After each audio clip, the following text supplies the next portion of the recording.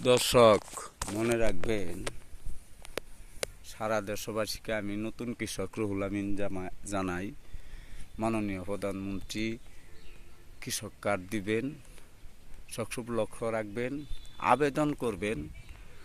আবেদন করলে মাননীয় প্রধানমন্ত্রী বলেছেন যে প্রাপ্ত আমিও না আপনিও না, যে প্রাপ্ত ব্যক্তি, যে যোগ্য ব্যক্তি পাবে, কৃষি কার্ড পাওয়ার যোগ্য তারই দিবে। কিন্তু এইদিকে লক্ষ্য রাখতে হবে, আমরা সতর্ক হতে হবে যেন আমরা কোনো ইউনিয়ন পরিষদ, ইউপি সদস্য এবং গ্রাম পুলিশ কাউকে যেন আমরা টাকা না দিই।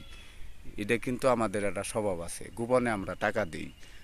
গোপনে টাকা দিয়ে আমরা কই কার্ডটা আমারে কইরা দেও, অমুকে বলে আমি একটু বাড়াই দিমু, এইভাবে যেন আমরা সতর্ক হই। অ্যাকচুয়ালি প্রধানমন্ত্রী তারেক রহমান সাহেব যে নির্দেশটা দিছে, এটা যদি আমরা সতর্ক হই তাহলে আমরা যে যোগ্য, যে কার্ড প্রাপ্ত কৃষক সেই পাবে। আর না হলে চোরের দেশ, এখানে আমরা নিজেরা যদি সতর্ক না হই তাহলে আমরা কখনো সঠিক মতো কৃষক কার্ড পাবে না।